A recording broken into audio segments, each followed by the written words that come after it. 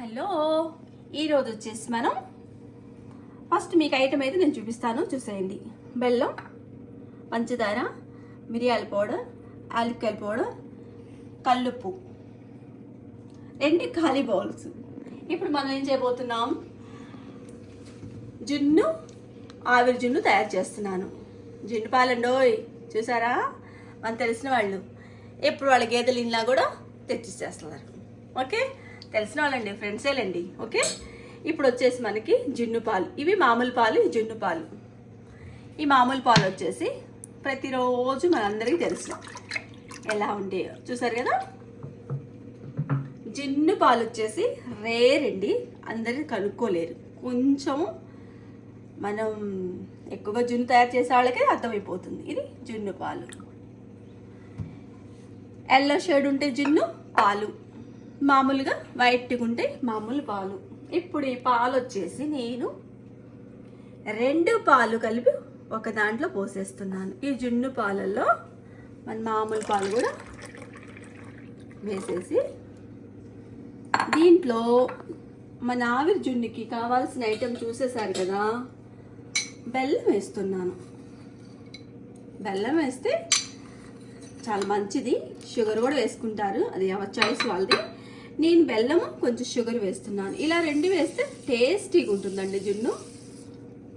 Okay, మనకి sweet ఎంత కావాలో అంత వేసుకోవచ్చు, మనం తినేదాన్ని బట్టి.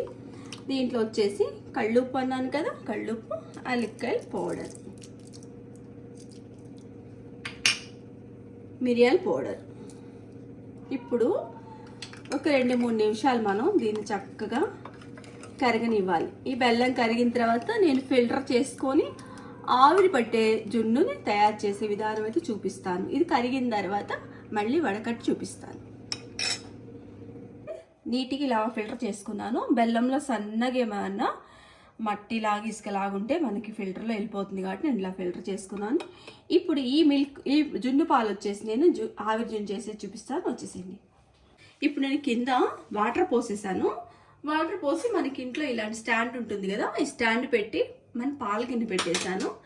దీని మీద మూత పెట్టేస్తున్నాను. కుక్కర్ విజిల్ ఉంటే కూడా 4 times 3 times విజిల్ పెట్టేసుకోవచ్చు. నేనైతే ఇలా పెట్టేసుకుంటున్నాను.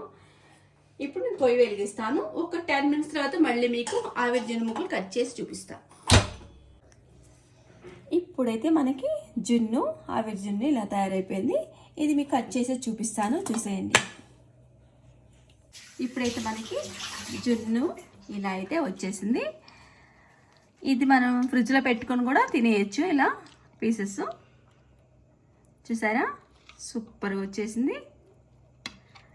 మీకు అర్థమైపోతుంది మనకి. అండ్ నాకెందుకు ఇలా వచ్చిందంటే, ఇది మేము అంటే కూల్ అయిన తర్వాత తీస్తే ఇది ఒక పర్ఫెక్ట్ షేప్లో అనేది వస్తుంది. బట్ ఇది ఇంకా హాట్గానే ఉంది కాబట్టి ఇలా అయితే వచ్చింది. సో మీరు మొత్తం చల్లారిపోయిన తర్వాతే మీరు బయటికి తీయాలి జున్ను. ఓకే, మన ఇంట్లో జున్ను పాలు తీసుకొని చక్కగా ఇప్పుడు నేనేం చేస్తానంటే ఇది ఫ్రిడ్జ్లో పెట్టేసుకుంటాను. ఎవరిష్టం వాళ్ళదండి, ఇలా తినేయచ్చు, ఫ్రిడ్జ్లో కూడా పెట్టుకోవచ్చు. మనకి మంచిగా అయిపోయింది, మీకు అర్థమైపోతుంది కూడా. అండ్ మీకు నచ్చితే do like, share, comment and subscribe. See you next video. Bye bye.